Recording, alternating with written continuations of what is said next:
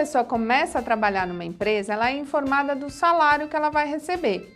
Mas quando chega no final do mês, não é bem aquilo que cai na conta. É o salário bruto e o salário líquido. Qual a diferença? Vem comigo que eu vou te explicar. Quando uma pessoa começa a trabalhar numa empresa com carteira assinada, ela é informada do salário que ela vai receber. Essa remuneração é o que chamamos de salário bruto ou salário base. Quando chega no final do mês, não é depositado exatamente aquele valor. É depositado o salário bruto menos os descontos, ou seja, o salário líquido. Mas Lu, que descontos são esses?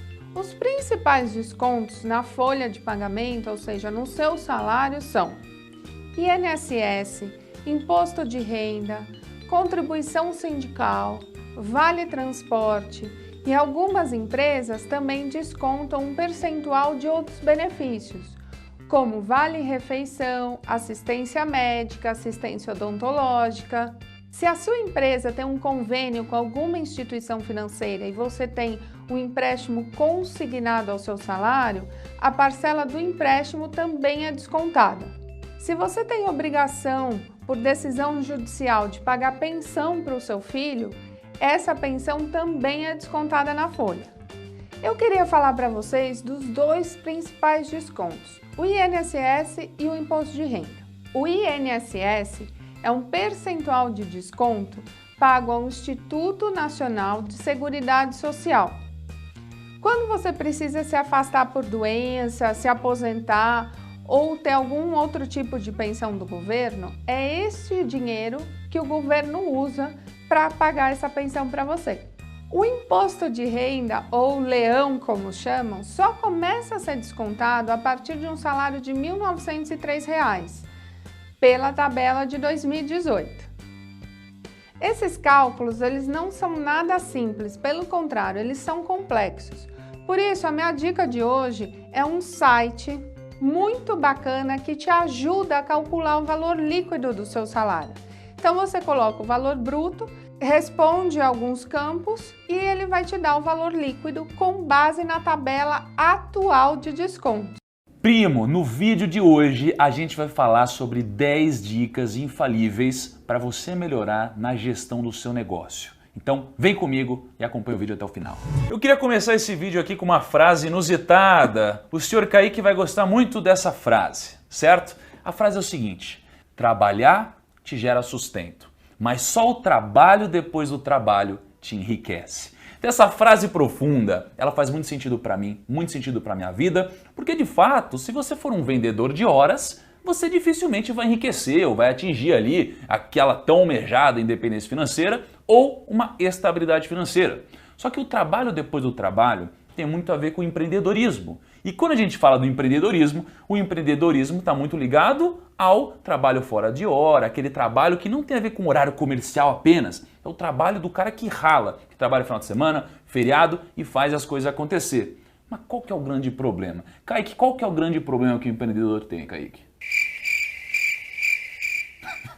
Cara, eu adoro quando você contribui positivamente dessa forma. Muito obrigado, Kaique. De nada. Mas um dos grandes problemas que o empreendedor tem é que, infelizmente, por mais que a intenção seja boa, geralmente o empreendedor quer impactar o mundo, quer ganhar dinheiro, quer transformar, quer fazer o negócio acontecer, por mais que isso daqui tenha grande motivação, muitas das empresas não saem do lugar e muitas delas, inclusive, quebram.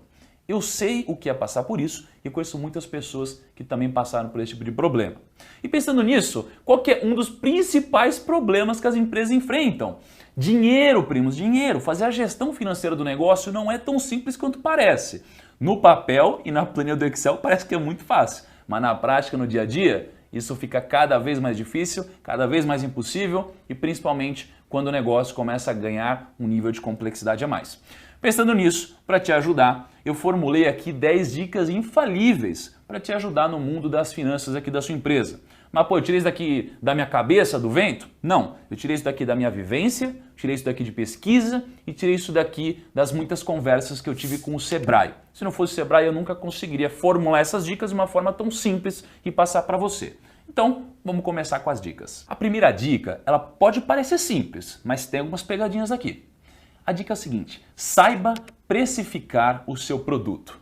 E aí você vai pensar, é muito fácil fazer isso. Só que não é tão fácil assim. Você sabe, né, primo, que o meu irmão e minha mãe têm uma empresa que vende palha italiana. Só que essa palha italiana tem um custo. E vamos supor que o custo seja aqui de 85 centavos a unidade. Aí o meu irmão pensa, poxa, eu gasto 85 centavos para fazer essa palha. Se eu fosse vender essa palha a, sei lá, R$1, eu ganharia 15 centavos por palha. Olha que legal, eu vou ganhar dinheiro. Se eu vender 100 palhas, eu vou ganhar 100 vezes 15. Kaique, faz a conta aí. E aí, o que acontece? Eu, talvez, comece um negócio achando que eu vou ter muito lucro. Mas na prática, será que é isso daí que acontece? Não é bem assim. A gente precisa formular a nossa margem em cima de vários conceitos técnicos. A gente precisa entender quanto de imposto a gente vai pagar sobre o nosso negócio, porque senão, se a gente não contabiliza isso daí, o lucro é falso. A gente precisa contabilizar o reinvestimento no nosso próprio negócio, aliás. A gente precisa se preocupar com a nossa margem de lucro, com quanto a gente vai se pagar, o quanto que vai entrar uma espécie de prolabore na nossa conta, né? A gente vai falar sobre essa dica mais para frente, sobre separar o dinheiro da empresa e o seu dinheiro, mas tem tanta coisa aqui que você precisa levar isso muito a sério. E no caso do meu irmão, sabe uma coisa que ele não contabilizou quando ele estava precificando a palha? O frete, o transporte, porque ele entrega produtos que tem uma margem até que alta, mas com ticket muito baixo. Quando você vende uma coisa por um preço muito baixo, o frete impacta muito. Ele não levou em consideração o tamanho desse impacto, certo? Então, vai aí a primeira dica para você precificar o seu produto corretamente. E aí vem a segunda dica. Qual que é a segunda dica? Também tem a ver com precificação, mas na primeira dica a gente estava falando sobre precificar o produto para que você consiga refletir no preço da sua mercadoria ou do seu serviço a margem de lucro e tudo que você precisa ter. Você precisa contabilizar. Mas do que adianta você fazer isso se o seu preço não for condizente com o mercado? Então, sei lá, imagina o Kaique, ele adora telefones, quer sempre comprar um telefone novo, tá sempre falando para eu trocar o meu iPhone aqui. Só que, se imagina se ele quisesse comprar o iPhone e o iPhone, sei lá, quanto que custa o iPhone hoje que você quer, cara? O X, ele deve estar na, sei lá, 6 mil reais. 6 mil reais. Você gosta do produto, né? Muito bom. E se a Apple vendesse esse negócio aí por, sei lá, uns 70 mil reais, cara? Porque ela calculou que ela precisa disso para ter lucro, para pagar imposto e tudo mais, você compraria. Então assim, do que adianta você precificar o seu produto se esse preço não é competitivo com o mercado? Então, quando você vai chegar ao consenso de por quanto você vai vender o seu serviço, o seu produto, você precisa juntar o quanto você precisa vender pelo preço de mercado, por como seus concorrentes estão fazendo esse tipo de venda, enfim, como eles estão gerando a receita deles. Então, você tem que sempre fazer o que é uma pesquisa de mercado, mas não é aquela mega pesquisa. Tem uma época que eu trabalhei na Hershey's. Vocês sabem, né? Eu trabalhei na Hershey's 6 meses, uma empresa de chocolate. Em 6 meses eu engordei 16 quilos. Cara, olha isso. E desde então eu nunca consegui voltar à realidade que eu tinha. Só que uma coisa eu aprendi na Hershey's. A Hershey's, ela era uma joint venture com a Balduco aqui. E aí o Carlo Balduco, né, era velhinho e tal, uma coisa que ele me ensinou é que ele, com o dinheiro que ele tinha, com todo o conhecimento que ele tinha e acesso, ele vivia todos os dias indo em vários pontos de venda no mercado para ver o preço que os concorrentes estavam colocando lá na gôndola.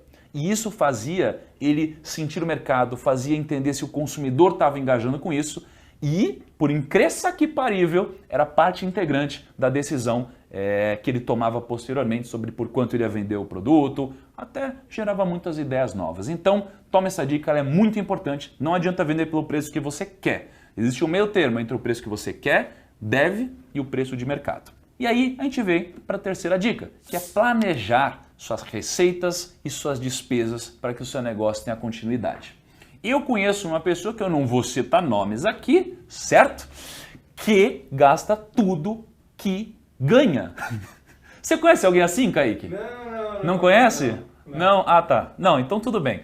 Mas caso você conhecesse, né, Kaique, você acha que seria um bom negócio gastar tudo que ganha? Por experiência própria, não. Ah, entendi, legal.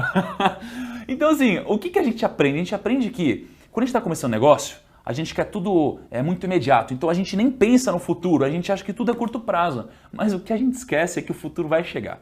O futuro vai chegar. E se a gente não se planejar para ele, o que vai acontecer? Vai acontecer alguma coisa errada, alguma coisa que não é positiva, vai dar algum problema. Então, a gente precisa planejar o futuro da nossa empresa para que ela tenha uma continuidade. Até porque se a empresa não tiver uma continuidade, uma projeção, você nunca vai conseguir falar do seu negócio para as outras pessoas. Como você acha que os negócios são vendidos? Bom, você vai apresentar uma projeção dos negócios. Se você não tiver isso, você não vai conseguir mensurar e quem não mensura, não melhora. E temos a quarta dica, definir metas de receita superiores ao seu gasto.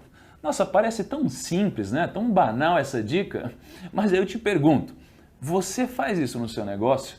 Você projeta, você tem metas próprias? Porque é muito fácil quando a gente entra numa empresa ter metas estabelecidas, né, numa empresa grande, ter metas estabelecidas para tentar cumprir ela. E veja só, quando você tem metas, você não faz de tudo para bater essas metas, para atingir os resultados? E a mesma coisa acontece quando você se coloca metas na sua empresa. Você precisa fazer isso. Sem metas a gente não vai chegar longe. Quinta dica, controlar tudo que entra e tudo que sai. É o famoso gerenciamento do fluxo de caixa. Só que aí você ouve esse nome complexo que te distancia do vídeo, não sai do vídeo, tá? E você se assusta, porque a gente acha que, meu Deus, eu estou montando um negócio, eu preciso ser profissional em fluxo de caixa, pô, na faculdade, enfim, eu nunca consegui entender esses conceitos. Preciso ser um profissional? Não, você não precisa ser um profissional, mas você precisa entender um mínimo sobre o assunto, porque ninguém vai dar tanto valor para o fluxo de caixa do seu negócio como você mesmo, ok? Principalmente se você for um micro e pequeno empreendedor. Você precisa valorizar muito isso. Só que, obviamente, por que você não precisa ser um profissional nisso? Porque, veja, você precisa ter um grau de habilidades multidisciplinar. Então você precisa entender médio de tudo. Você está gerenciando um negócio. Tá? Você não precisa ser específico em uma única coisa, então você precisa entender sobre tudo. Agora, como que você vai aprender sobre fluxo de caixa? Bom, primeiro é assistindo aqui o canal do Primo.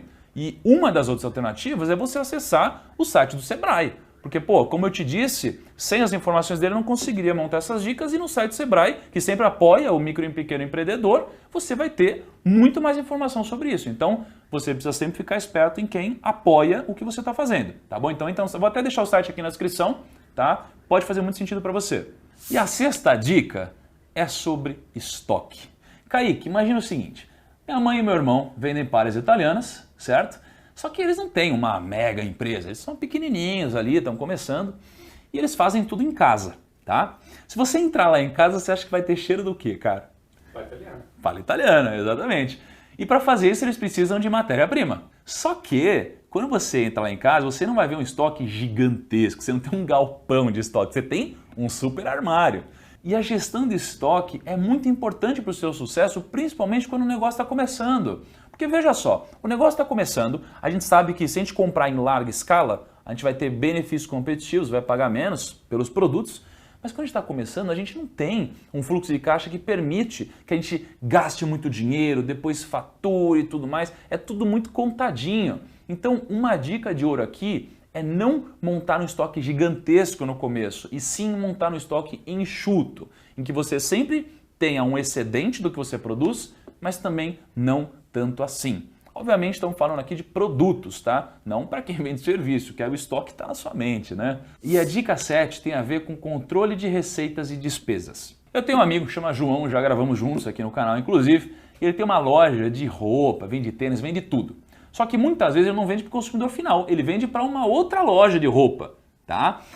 Então imagina, ele vai, gasta um dinheiro para poder ter um estoque de produtos dele. Então ele já pagou, ok? O fluxo de caixa dele está negativo aqui. E aí ele vende para uma loja. E muitas vezes essa loja só paga ele depois de vender para o cliente, que às vezes só vai vender daqui a 30, 60, 90 dias. Então você entende que existe um descasamento gigante entre quando o dinheiro sai e quando o dinheiro entra? Isso daqui gera problema pra caramba. Principalmente porque você vai começar a chegar nos estabelecimentos e o pessoal gosta de pagar em 30 dias, 60 dias, 90. Então o que era um diferencial, né, você dá esse prazo para o cliente, começa a virar quase como obrigação, porque todos os seus concorrentes também fazem isso. E aí você se vê numa encruzilhada. Então o que você precisa tomar cuidado aqui é para não ter um descasamento gigantesco no seu fluxo. Pode parecer difícil, e realmente é difícil, eu já vivi isso na pele, mas se você conseguir casar o seu fluxo de caixa na maioria das vezes, você vai minimizar o seu problema. A oitava dica é uma dica que me afligiu por muito tempo, fez a minha família quebrar por muitos anos e fez muitas pessoas que eu conheço se darem muito mal. E qual que é essa dica? É não misturar o dinheiro da empresa com o dinheiro da sua pessoa física. Pelo amor de Deus, não cometa esse erro. Esse erro é muito simples de a gente entender que faz sentido de fora, mas quando entra no dia a dia, a gente começa a misturar as contas. Isso é um grande problema. Porque o que acontece? A gente trabalha numa empresa e tem um salário de R$2.000, então a gente se prepara para viver uma vida de R$2.000. Só que numa empresa que a gente poderia viver com R$2.000, a gente começa a ver um lucro entrando de às vezes, sei lá, R$6.000, e o que a gente faz? A gente começa a achar que a gente pode gastar R$6.000. Porque a gente tem um grande problema projetar tudo o que está acontecendo agora de positivo para o resto da nossa vida. Estamos lucrando R$6.000, eu acho que eu vou lucrar de novo mês que vem, no outro mês. É igual crescimento, você pode ver. Se a sua empresa está crescendo a 5% ao mês, você acha que ela vai continuar crescendo 5% ao mês. Pode acontecer, mas em algum momento isso não acontece. E quando a gente cresce o nosso custo, no ritmo do nosso ganho, em algum momento a gente quebra a cara.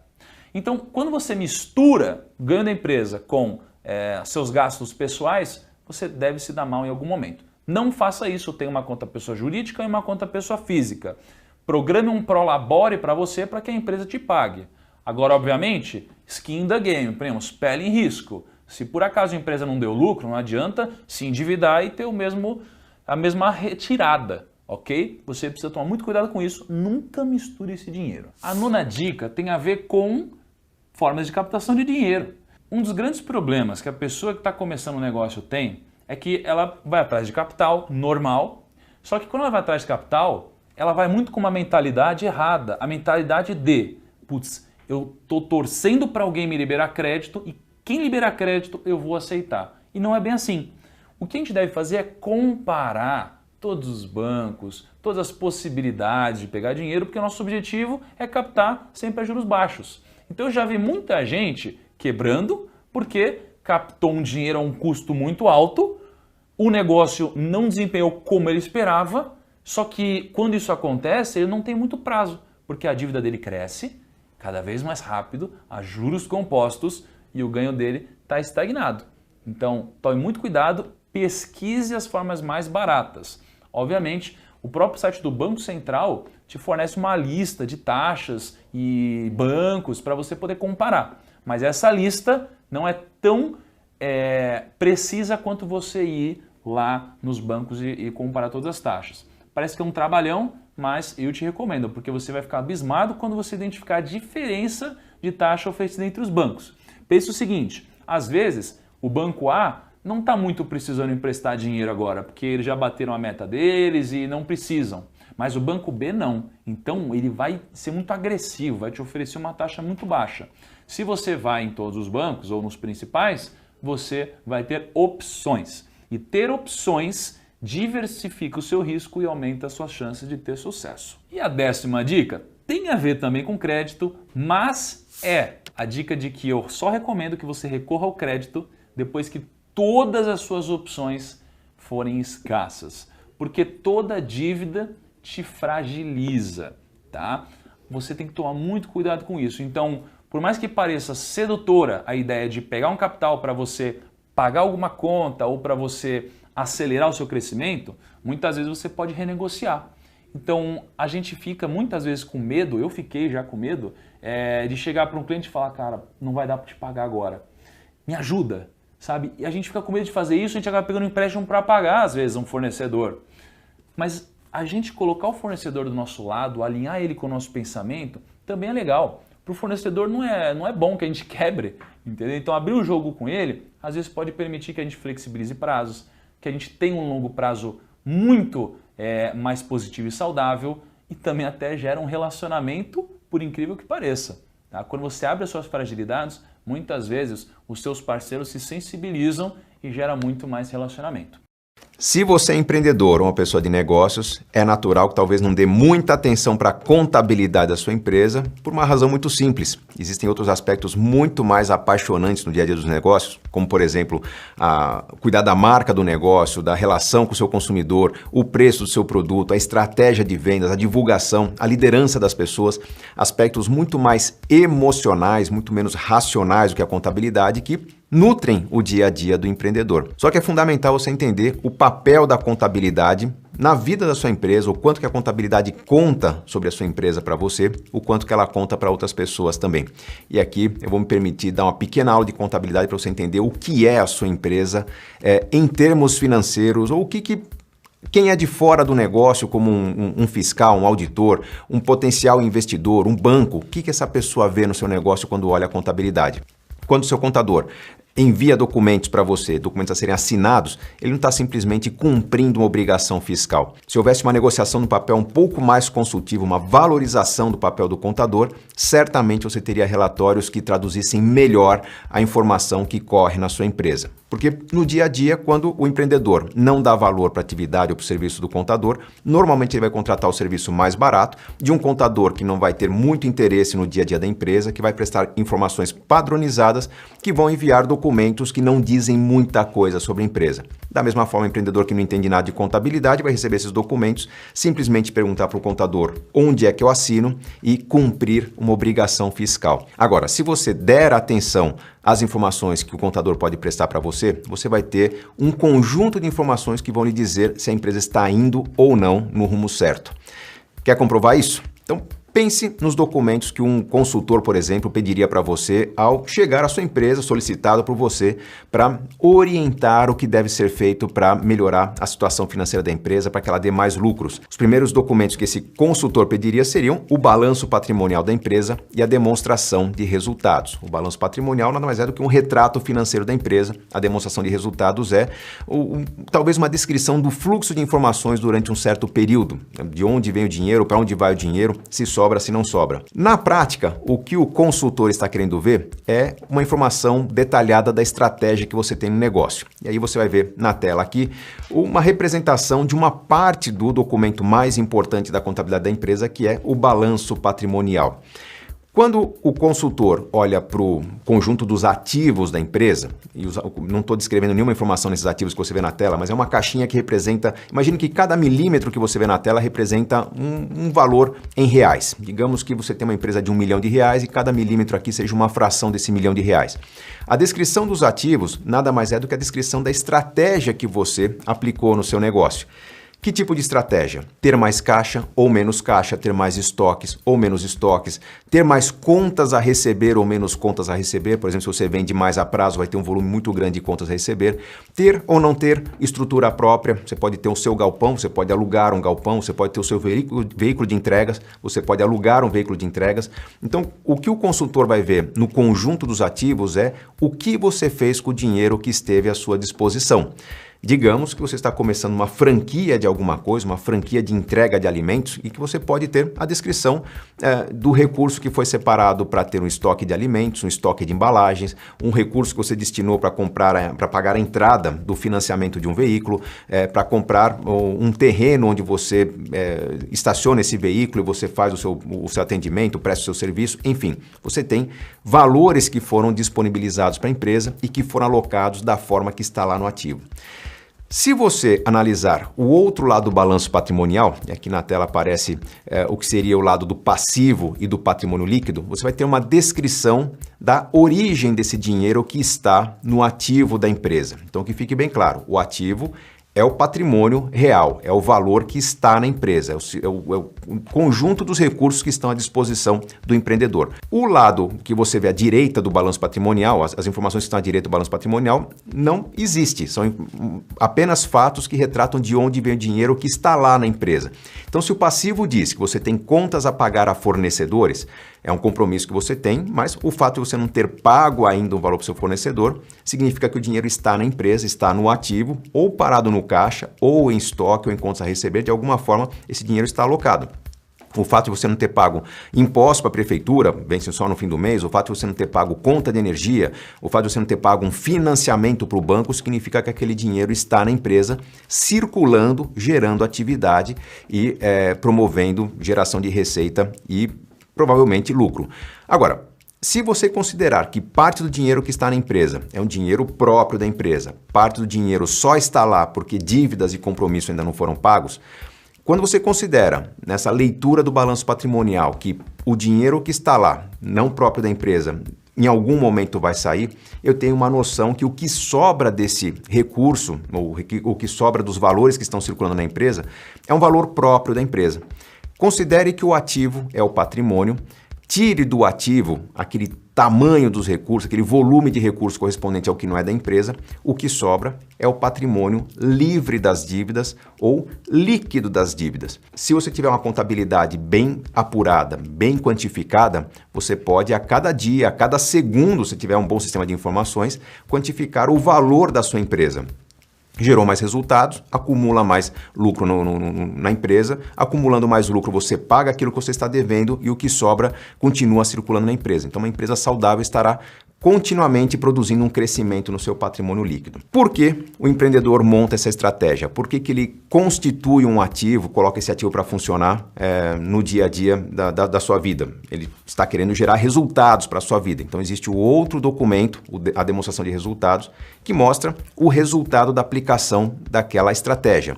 Qual foi o faturamento, quais foram as receitas que essa empresa obteve, quais foram os custos que a empresa obteve, gastos que ela teve para desempenhar a atividade, o que sobrou dessas entradas e saídas é o chamado lucro, que muito empreendedor acredita falsamente que é a parte que lhe cabe, que é o resultado que lhe cabe. O lucro é a parte do empreendedor. Não é. A partir do lucro, você tem que tomar uma outra decisão de manter ou não manter esse lucro na empresa, de aumentar ou não aumentar o investimento no seu ativo, no seu patrimônio. E é importante considerar que se você, um dia na sua vida, parou para decidir o que fazer com o recurso que você tinha, poderia ter aplicado em títulos públicos, em ações, em imóveis, decidiu montar um negócio. Por que decidiu? Provavelmente porque identificou nesse negócio a oportunidade de criar mais riqueza do que criaria investindo em imóveis, investindo em ações. Então, se você tem ali, na estratégia do seu ativo, o que é o melhor investimento que você identificou na sua vida, deveria ser natural você perceber que seria muito saudável, muito oportuno investir parte do seu lucro na sua empresa. Por quê? Porque ao fazer isso, você está aumentando o tamanho do investimento. Você está criando aquela dinâmica necessária em qualquer tipo de investimento, que é crescer de forma composta ao longo do tempo. De forma composta é a ideia do juros sobre juros. Se eu compro um apartamento por 100 mil e vendo por 120, eu não posso tirar 20 e fazer uma viagem com a minha família. O ideal é eu comprar agora com 120 alguma coisa que eu venda por 140. Depois eu compro por 140 que eu posso vender por 180. Um dia eu estou comprando por 1 milhão que eu vou vender por 1 milhão e 100. Essa espiral de crescimento, essa dinâmica de crescimento é o que torna o investidor mais rico ao longo do tempo. O empreendedor vai enriquecer se ele for capaz de identificar a oportunidade de usar parte do seu lucro para reinvestir na compra de um novo ativo, na formação de mais estoques, na compra de talvez um serviço de informatização da sua empresa, um treinamento para os seus funcionários, enfim, um reinvestimento vai permitir criar valor nesse negócio e fazer com que esse negócio lucre mais, afinal, ele tem uma estratégia colocada para trabalhar. É fundamental que você, empreendedor, perceba que um negócio só será bem sucedido se tiver essa espiral de crescimento. Ou seja, eu começo com um certo patrimônio, termino o mês com um patrimônio maior e vou continuar multiplicando o crescimento do meu patrimônio ao longo do tempo. Se você não faz isso, provavelmente o empreendedor um pouco mais perspicaz perceberá o seu vacilo, perceberá a oportunidade de abrir talvez um negócio concorrente ao seu, em frente ao seu negócio, próximo do seu negócio para atrair o seu cliente, e aí ele que vai gerar um lucro parecido com o seu, não vai usar todo o lucro, vai investir, vai reinvestir, na verdade, esse lucro no crescimento da sua atividade, no treinamento do funcionário, na capacitação, na informatização, divulgação, vai atrair mais consumidores. Num segundo momento, vai atrair até os seus consumidores. Aquele empreendedor com a visão do reinvestimento vai crescer e vai deixar você na poeira, talvez até extinguindo o seu negócio. Então não se esqueça que um negócio saudável é um negócio que recebe reinvestimentos contínuos e que cresce de forma espiral, até para ganhar uma dianteira na frente dos concorrentes e não despertar a cobiça de um outro empreendedor que vai perceber o seu vacilo. Afinal, com crescimento espiral não haverá vacilo na atividade, haverá crescimento, lucro contínuo e certamente recompensas contínuas para os seus sócios empreendedores. Que você tenha muito sucesso ao colocar em prática, muito sucesso nos negócios.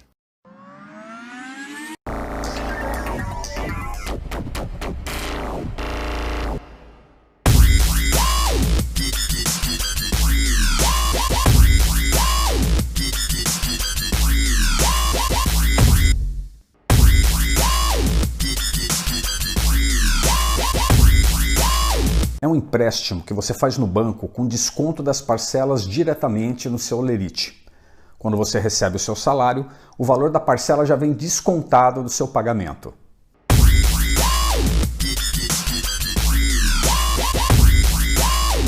Esta é a linha de empréstimo mais barata do mercado, geralmente com taxas abaixo de 2% ao mês. O empréstimo consignado representa um risco menor para o banco, uma vez que ele é descontado diretamente do seu salário. Por isso, os juros estão baixos.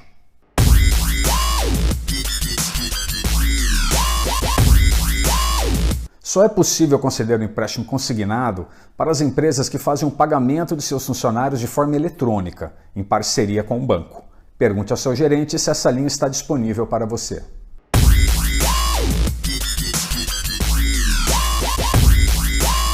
O empréstimo consignado tem uma regra. A parcela que você irá pagar por mês não pode ser maior do que 1/3 do seu salário líquido. Por exemplo, se o seu salário líquido é de R$3.000, o máximo de parcela que você poderá pagar será de R$1.000 por mês.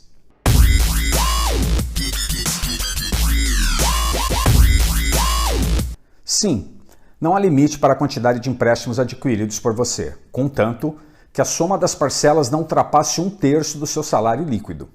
Vamos voltar ao exemplo do salário de R$3.000, onde seu limite de parcela para consignado é de R$1.000. Vamos supor que você faça um empréstimo com parcela de R$600. Isso significa que você ainda tem R$400 de margem de consignado para novos empréstimos.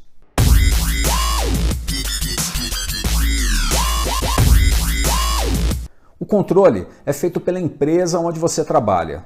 Quando você solicita um empréstimo consignado ao banco, uma mensagem é enviada para a sua empresa, que irá analisar se você tem margem de consignado disponível para o empréstimo que deseja fazer. Se o valor da parcela ultrapassar o valor da margem disponível, a empresa nega o empréstimo e ele não é realizado.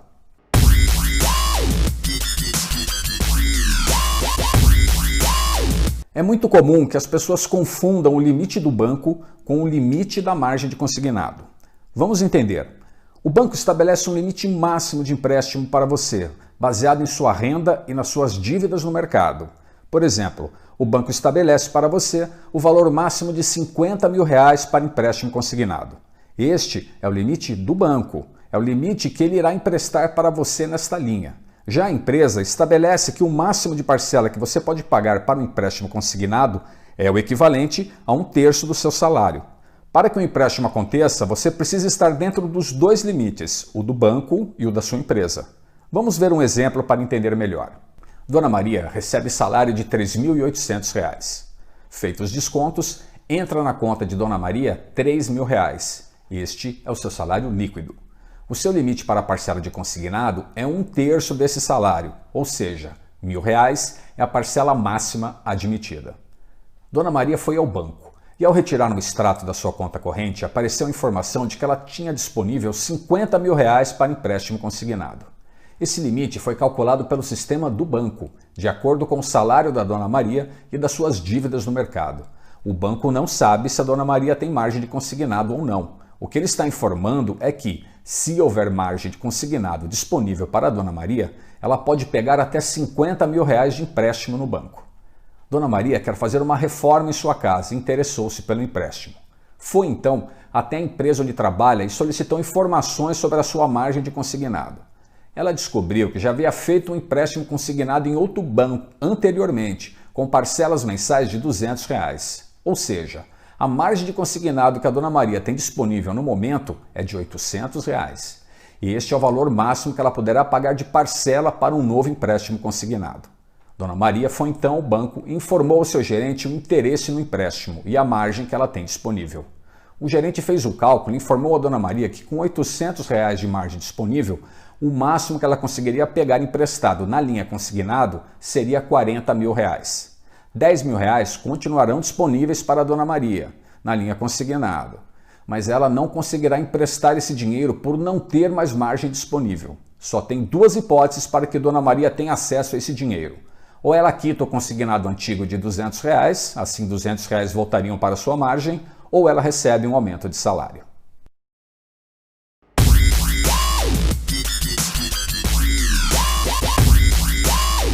Sim, Você pode liquidar ou antecipar parcelas a qualquer momento. Se for antecipar as parcelas, informe que quer pagar de trás para frente, ou seja, as últimas parcelas primeiro. Quando você liquida ou antecipa parcelas, é dado um desconto referente aos juros cobrados. Por exemplo, se você contratou um consignado em 96 vezes e no 24º mês resolveu quitá-lo, será dado a você desconto equivalente a 72 meses de juros. O valor do desconto é significativo.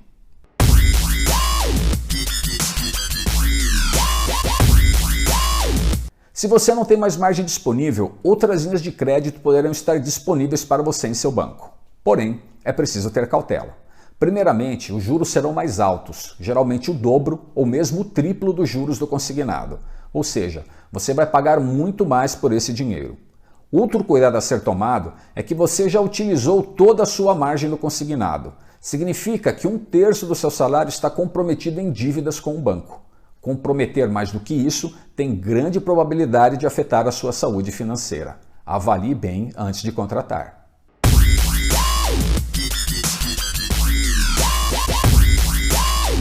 Eu sempre digo para os meus clientes que o empréstimo é bom quando você sabe onde está o dinheiro.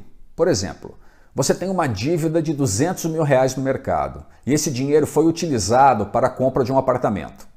Caso as coisas se compliquem, você pode vender o apartamento e quitar a sua dívida. Agora, é muito comum aquele cliente que faz um empréstimo porque o salário não deu para passar o mês. Antes de fazer o empréstimo, é necessário entender por que o salário não deu. Se não houver um planejamento, o salário continuará não dando. E se toda vez que isso acontecer você fizer um novo empréstimo, em pouco tempo todo o seu salário estará comprometido em dívidas. Outro erro muito comum é aquele cliente que está devendo muito em um banco e vai buscar ajuda em outro. Seria a mesma coisa que um viciado querendo largar a droga fosse pedir ajuda para um traficante. O outro banco compra a dívida do cliente, oferecendo taxa menor, porém, aumenta o prazo do empréstimo, ou pior ainda, oferece troco. Apesar da taxa mais baixa, nessas condições a sua dívida está aumentando e não diminuindo. Você está se afundando mais. Se você está nessa situação ou viu que vai entrar nela, peça ajuda para um consultor financeiro. Hoje em dia você encontra vários no mercado a preços acessíveis. Vale a pena o investimento.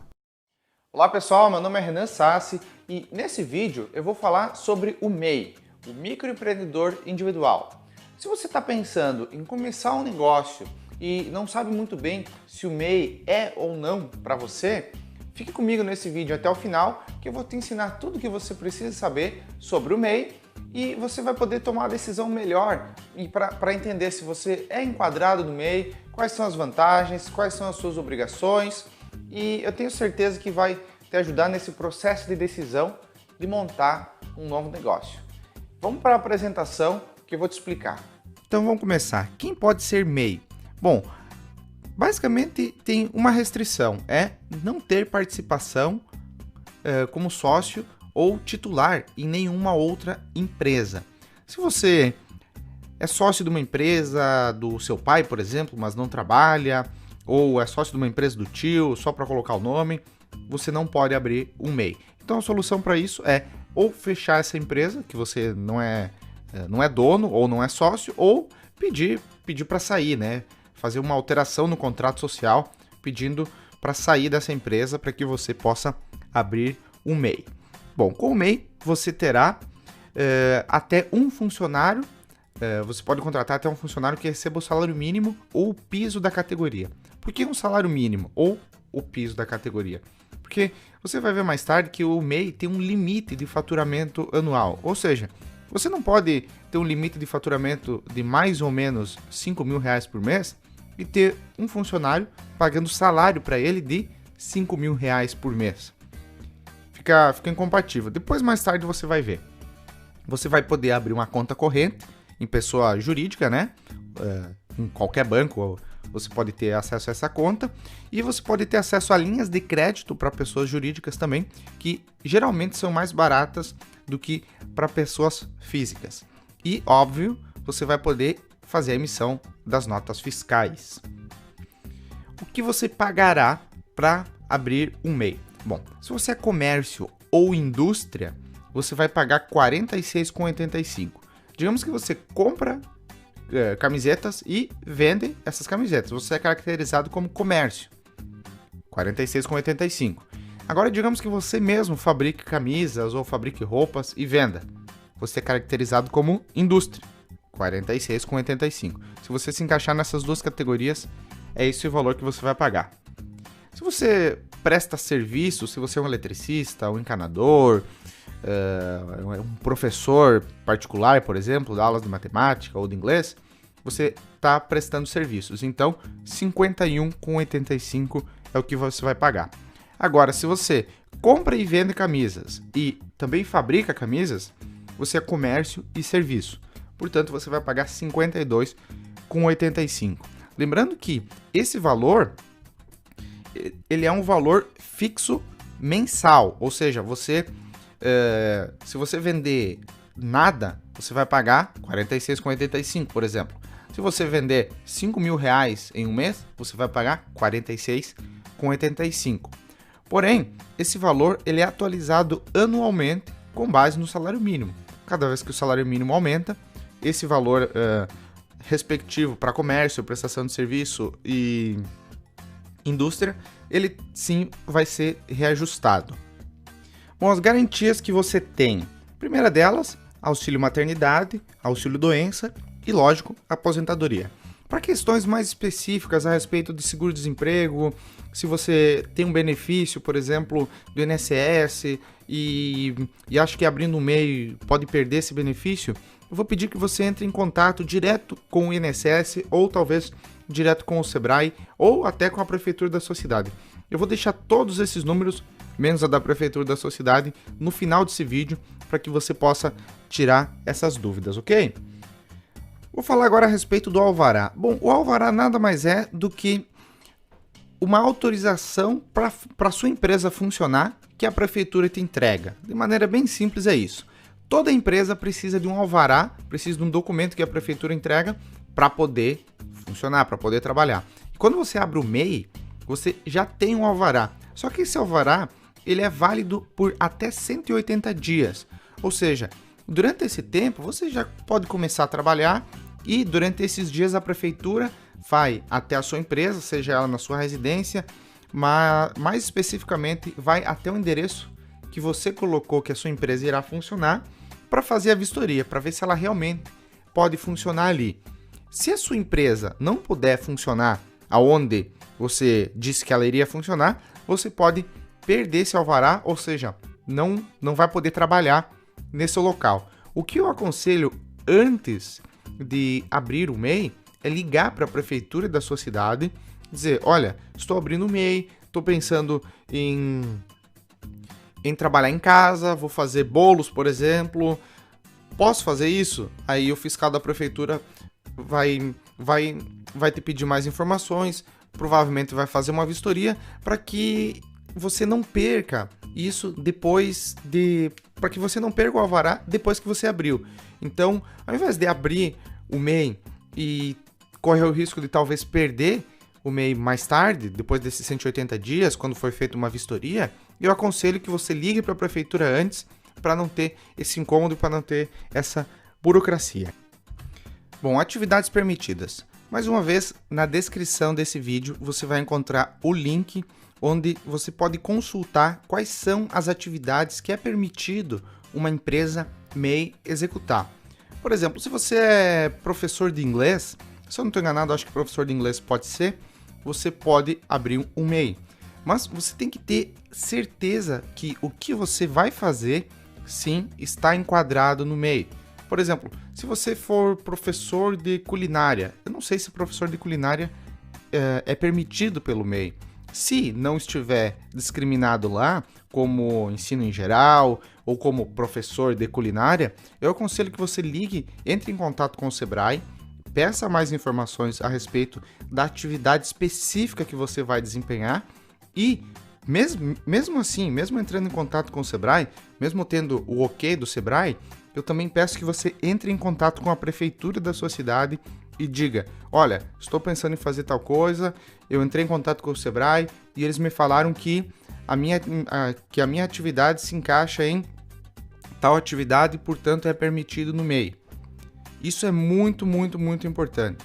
Se a atividade não for específica, aquela que estiver no MEI, você corre o risco de levar uma multa mais adiante por estar tendo esse desvio de finalidade, ou seja, tirando nota, dizendo que está fazendo uma coisa, mas na verdade você está fazendo outra.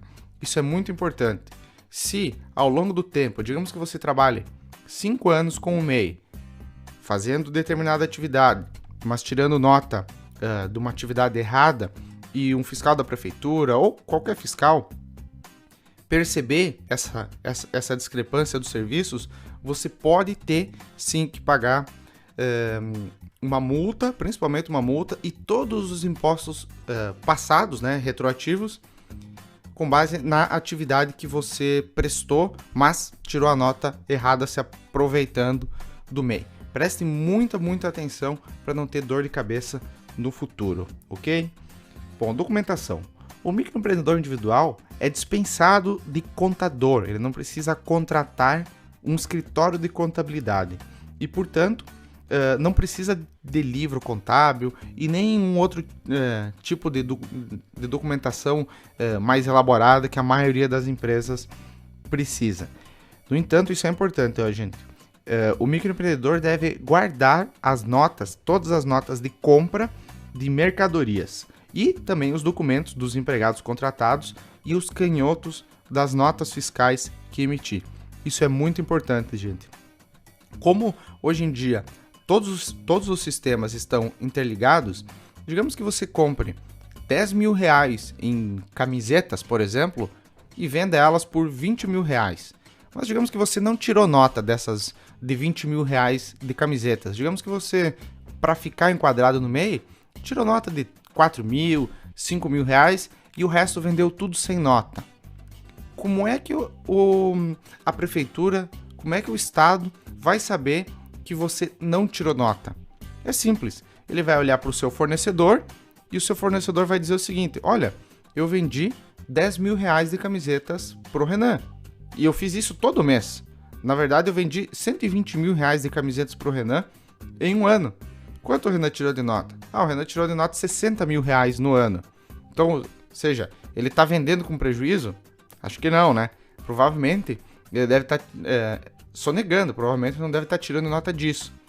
Se você fizer isso, provavelmente você vai sim levar uma multa e vai sim ter que pagar o imposto de toda essa mercadoria que você não tirou nota.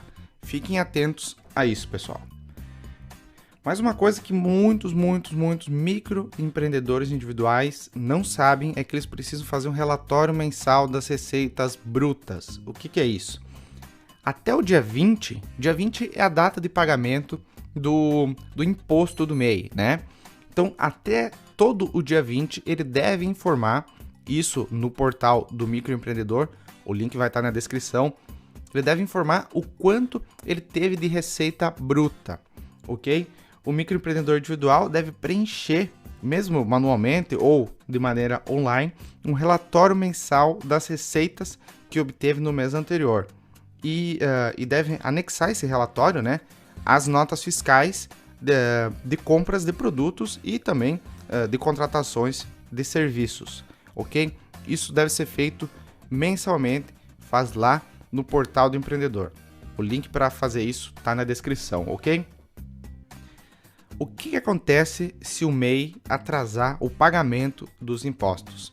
Mesma coisa que acontece com qualquer empresa. Será cobrado multa e juros. A multa é de 0,33% ao dia de atraso e os juros são calculados com base na taxa Selic, ok?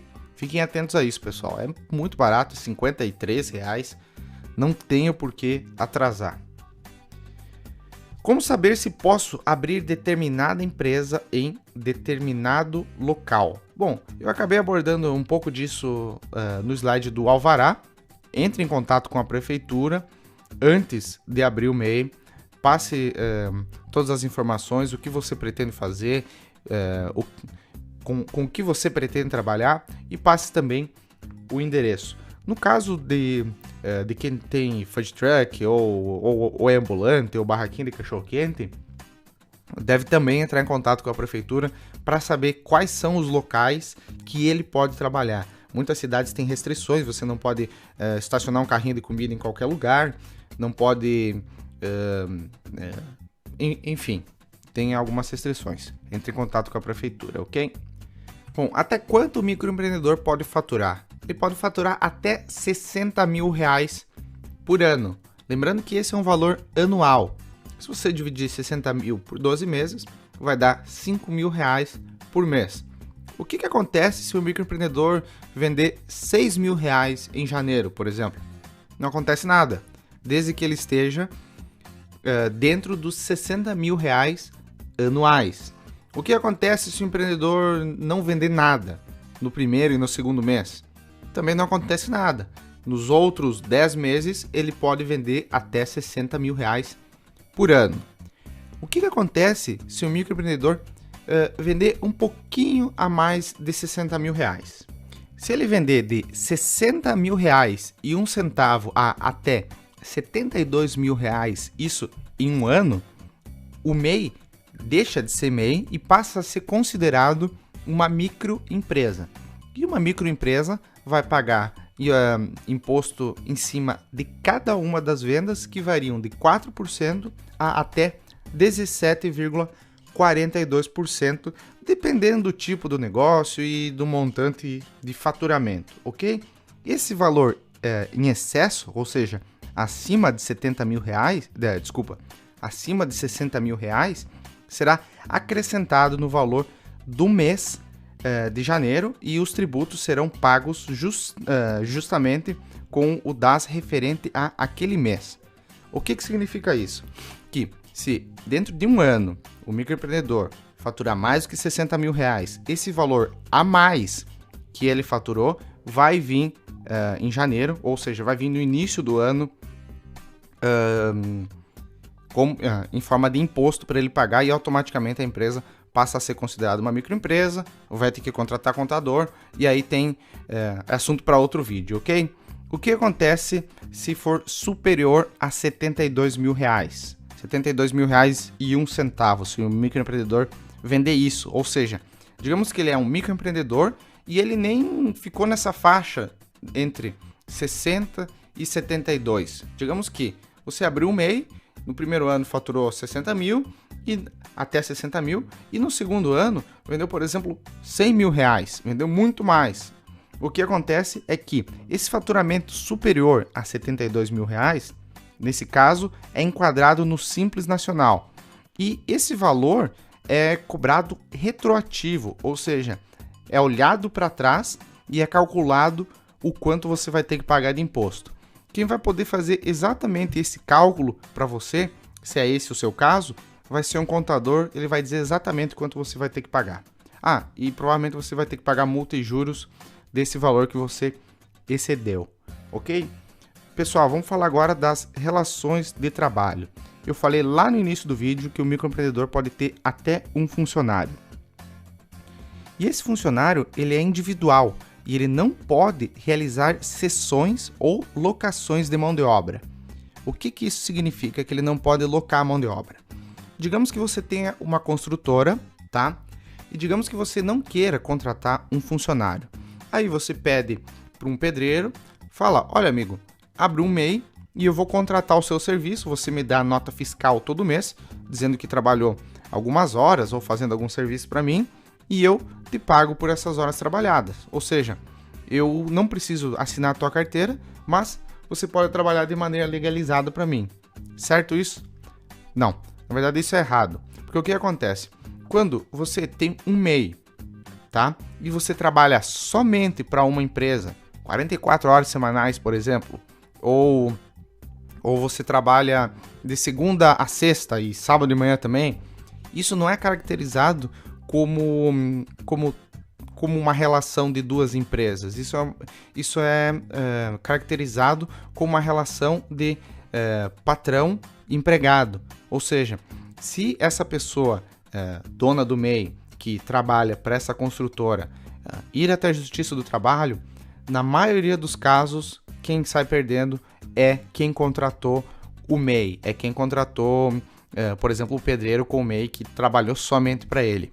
O que caracteriza isso? Quais são os valores que você vai ter que pagar? Enfim, tudo isso eu aconselho você a ver exatamente com o advogado. Ele vai poder te orientar se você pode ou não contratar um MEI ou se você pode ou não prestar um serviço para uma outra empresa ou somente para uma outra empresa através do MEI. Fiquem ligados com isso, pessoal. Pessoal, custos de contratação. Em resumo, para ser bem simples, você, MEI, vai contratar um funcionário, quanto a mais você vai ter que pagar para ele? Gira em torno mais ou menos de 11% o salário desse funcionário. Lógico, mais 13º, férias e tudo mais que vem. Você tem que calcular isso.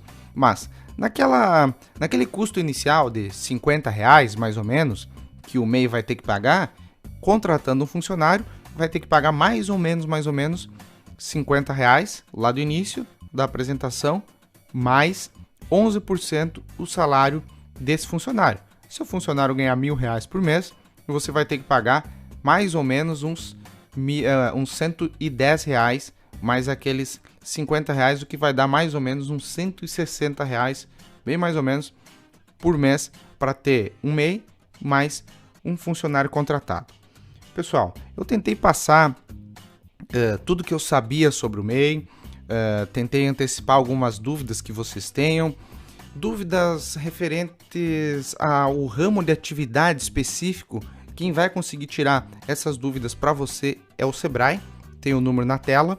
Dúvidas a respeito de aposentadoria, se você já tem carteira assinada, se você vai perder algum benefício, se você vai perder talvez o seguro-desemprego ou não, eu aconselho que você ligue para o telefone do INSS, que é o 135, e dúvidas referentes a onde colocar a sua empresa, onde montar a sua empresa, se é autorizado ou não, recomendo que ligue para a prefeitura da sua cidade, que ela sim vai ter as informações corretas para tirar essas dúvidas para você.